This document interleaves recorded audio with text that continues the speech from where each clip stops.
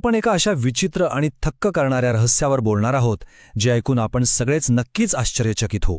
जरा विचार करा, एखादा पूर्णपणे अनोळखी चेहरा किंवा एखाद्या कंपनीचा लोगो जर आपण फक्त 50 वेळा पाहिला, तर आपला मेंदू त्या गोष्टीवर पूर्णपणे विश्वास कसा काय ठेवू लागतो, तेही कोणताही तर्क न लावता आणि कसल्याही पुराव्याशिवाय. आजच्या या विश्लेषणात आपण हाच सगळा प्रकार अगदी सोप्या भाषेत समजून घेणार आहोत. आता यातली सगळ्यात भारी आणि मनोरंजक गोष्ट काय आहे माहितीये?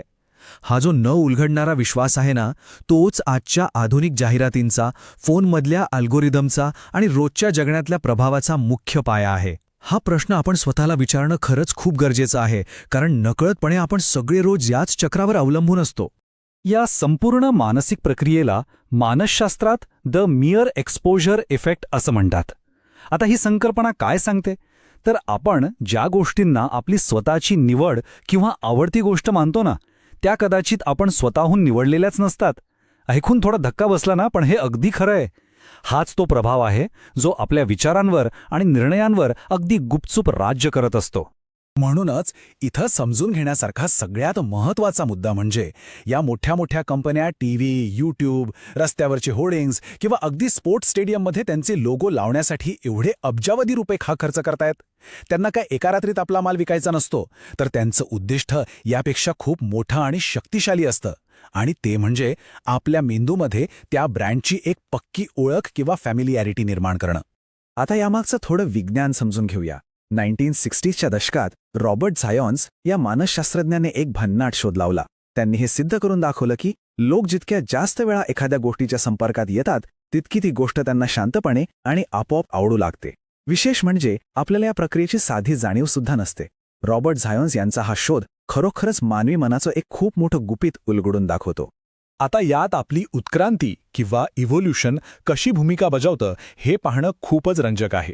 बघा, प्राचीन काळात माणसाचा मेंदू जगण्यासाठी अनोळखी गोष्टींना म्हणजे विचित्र प्राणी किंवा अनोळखी वनस्पतींना प्रचंड घाबरायचा. याचा सरळ अर्थ असा की ओळखीचं असणं म्हणजे सुरक्षित असणं. आणि काय सांगू, हे जुनं सर्व्हायव्हल सॉफ्टवेअर आपला मेंदू आजच्या आधुनिक जगातही अगदी तसंच चालवतोय. फक्त आता धोक्यांची जागा या ब्रँड्सनी आणि डिजिटल अल्गोरिदमनी घेतली आहे. आणि आधुनिक जाहिरात क्षेत्र आपल्या याच प्राचीन सवयीचा अगदी अचूक फायदा घेतं. लहानाचं मोठं होताना एखादा ब्रँड जर आपण सतत सगळीकडे पाहिला, तर पुढे जाऊन आयुष्यात आपल्या मेंदूला त्या ब्रँडबद्दल आपोआप एक सुरक्षितता आणि आराम वाटू लागतो. ही एक अशी पद्धतशीर आणि गपचूप चालणारी प्रक्रिया आहे, जी आपल्याला असं वाटायला लावते की आपण आपले निर्णय पूर्णपणे स्वतःच घेतोय. म्हणूनच जाहिरातींवर जो हा अब्जावधी रुपयांचा पाऊस पाडला जातो ना, तो उत्पादन किती भारी आहे हे सांगण्यासाठी नसतोच मुळी. त्यांचं फक्त एक आणि एकच मुख्य उद्दिष्ट असतं: डोळे झाकून विश्वास ठेवता येईल इतकं आपल्या परिचयाचं होणं. कंपन्या स्वतःच्या गुणवत्तेपेक्षा आपल्या डोळ्यांना परिचित होण्यावर जास्त भर देतात, हे पाहिल्यावर खरंच थक्क व्हायला होतं. आता आजच्या या डिजिटल युगाचीच गोष्ट घ्या. सोशल मीडियाचे अल्गोरिदम आपल्या मेंदूच्या या त्रुटीचा अत्यंत धोकादायक पातळीवर गैरफायदा घेतात. आपलं सोशल मीडिया फीड अगदी याच पद्धतीने डिझाईन केलेलं असतं. तीच माहिती, तेच ट्रेंडिंग गाणी आणि तेच आक्रमक विचार आपल्या डोक्यावर सतत बिंबवले जातात, जोपर्यंत ते सगळं आपल्याला अगदी नॉर्मल वाटायला लागत नाही. आणि याचा परिणाम काय होतो, तर जे व्यक्तिनिष्ठ विचार आहेत, सौंदर्याचे निकष आहेत किंवा एखादी विशिष्ट जीवनशैली आहे, ती लोक अगदी सहज स्वीकारू लागतात. का? तर केवळ ती एका सततच्या लूपवर पुन्हा दाखवली गेलेली असते. म्हणून इथं आपल्याला स्पष्ट दिसतं की आपला दृष्टिकोन अगदी शांतपणे, कोणालाही न समजता कसा बदलून टाकला जातो. आता प्रचाराची ताकद आणि इतिहासाची अंधारी बाजू काय आहे, याकडे जरा वळूया. परिचित गोष्टी अनेकदा खऱ्या वाटतात, जरी त्या खोट्या असल्या तरीही.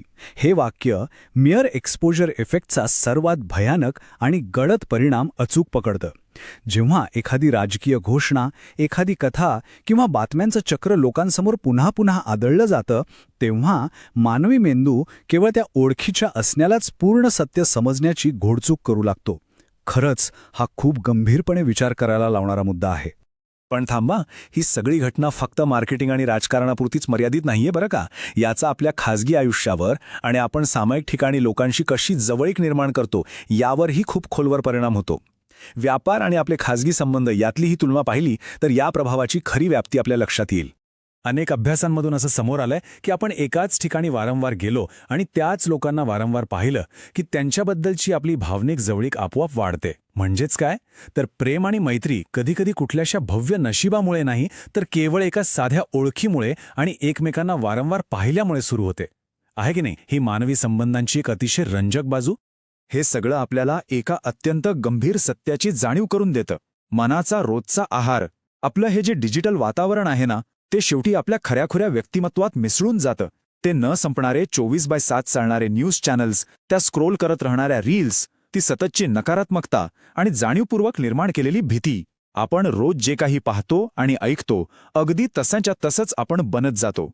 या प्रभावाच्या संथ आणि गपचूप चालणाऱ्या प्रक्रियेमुळे वारंवार होणारा संपर्क आपल्या मनात अनेक संकल्पनांना नॉर्मल बनवून टाकतो. आपल्याला साधी पुसटशीही जाणीव न होता तो आपले एकत्रित विश्वास आणि भीती यांना एक आकार देतो. अगदी सोप्या भाषेत सांगायचं तर जे आपल्याला सामान्य वाटतं तेच आपल्याला खरे वाटू लागतं. हाच मानवी मनाचा एक मोठा नियम बनून जातो आणि आपण त्यालाच सत्य मानून पुढे चालतो.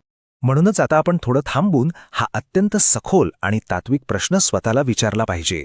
जर ही सततची पुनरावृत्ती आपल्या आवडीनिवडी, आपले विश्वास आणि अगदी आपल्या स्वप्नांनाही आकार देत असेल, तर मग आपला स्वतंत्र विचार किंवा ज्याला आपण फ्री थिंकिंग म्हणतो ते नक्की कुठे आहे? मानवी मेंदू म्हणजे मुळात फक्त एक प्रोग्रामेबल सॉफ्टवेअर तर नाही ना? हा प्रश्न आता नक्कीच सतावू लागलाय. तर या आजच्या माहितीपूर्ण विश्लेषणाचा समारोप करताना आपण एक गोष्ट नक्की लक्षात ठेवली पाहिजे. पुढच्या वेळी जेव्हा एखादा ब्रँड पूर्णपणे विश्वासार्ह वाटेल किंवा एखादी संकल्पना अचानक अगदी खरी वाटेल, तेव्हा क्षणभर थांबा आणि स्वतःला नक्की विचारा की ही खरोखरच आपली स्वतंत्र पसंती आहे की फक्त वारंवार आपल्या डोळ्यासमोर आदळलेल्या त्या गोष्टीचा परिणाम आहे.